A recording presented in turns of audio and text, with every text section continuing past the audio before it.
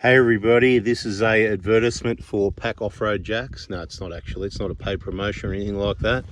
It's a real problem with a real car, and what we're doing, Bush Mechanics, we are currently parked at Durba Springs, which is about a quarter of the way up the Canning Stock route. I'd say about as remote as it gets, arguably. Some rough tracks and an older vehicle, and maybe something that I've missed, a bit like the thermostat or something that's popped up recently. Well, this has just popped up right now. I've never seen a actual broken rear mount on an automatic transmission on these cars, so therefore I don't remember ever I probably replaced a couple, but for whatever reason, but this one's broken, so I want to show you that, what the temporary and permanent solution is, and we'll probably have another video with the part numbers and stuff like that. And some people should probably replace it as preventative maintenance if they're going to be doing a lot of stuff like this. So I'll just get in there. So I've got this stuff. I would say carry a tube of like a silicone gun and a tube of windscreen sealant, urethane. It sticks like you know what to a shovel, and yeah, it'd be useful on a lot of fixes. We didn't have that, but we've got some tire repair glue that I've used before that I thought was a very similar product to urethane. It's probably just really expensive urethane, higher price, smaller tube. But that's what I've put in there. So we've jacked it up using the Pack Off-Road jack base, and the stock standard Prado jack does the job with another one up under the transition pan. Just a little bit of pressure enough to open that gap up there and put the goop in there. And I've got to stop talking and drop the jack, so I'm going to do that now. I've got the assistant MacGyver dropping the jack, and this car's going to basically sit on that. I should have picked a better camping spot because I don't want to move the car now, do I? Looks like I'm camping right here. So the weight of that'll push the ooze that out. You can see that's happening already. And I hope it sticks like you know what to a you know what. And you can see I put plenty in there all the way around. It's coming. So it's a piece of rubber that's adhered to the metal that's torn. And on an inspection, you're often on rubbers even when they're not old. See, hairline cracks like that. This one's been banging around for the last 500 Ks, like the last 500,000 Ks this vehicle's nearly at. And I would say there's nothing wrong with that. Can't see any issues with it. But from this experience, I would say if you've got a 120 Prado, I don't care if it's a petrol, a diesel, a 1KZ, whatever, replace your transmission rear mount if you're going to go anywhere more than 100 Ks from home. And if you've got a 150, same thing on all the vehicles, any other makes and models, probably 300,000 Ks.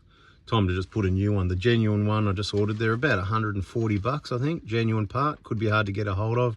They're going to get real popular at the moment. There's going to be a shortage, but don't panic. You'll get your hands on one eventually. Toyota should send me the bloody commission. All right, so we'll pull this out, and then we're going to put some, we're not relying on that alone. We've got some tie wire. If you travel remote areas, you should always carry some wire like that and tools to install it. We're going to wire it up.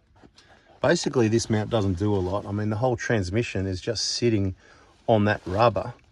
To change it, undo these bolts at each side. Depending on the situation, you may need to remove these. I call these the hang-ups and the cross member. It's got 2 bolts each side, but you can change it without doing that. I'm going to put some wire straight through the top here underneath the chassis and some more through the holes. The one through the holes won't get hit at the bottom here, although nothing's getting hit here anyway. But just in case it does, then we've got a backup plan. I don't want to put it all there because that's a bit of a sharp corner. So as it bounces, it's going to be pulling on that. And we just want to tie this down and reduce the movement to help this stay together. And if this doesn't hold, then the wire will reduce the movement and help this rubber at that side stay together. I've ordered a couple of new ones already. Apparently they're coming from Japan or Sydney and they're a month away. So don't be in a hurry to get one of these, but beware. Subscribe, turn the bell on. These things happen. The older vehicles, things are going to pop up. This one's probably ahead of most of them, done more outback heavy duty off-road trips than anything else. So it's a good example of are we all the way down with that, are we? It goes down a little bit more, need about another 5 mil to get it out. Need every last millimetre. There it is. Beautiful. You can pull that out as well. Finish with those. The dirty one will be mine. It's been used before. The other one will be Phil's. All right, we're going to wire it up. Maybe we'll show you what it looks like at the end. Subscribe, turn the bell on for the real information. No drama. Catch ya. So that's it for today.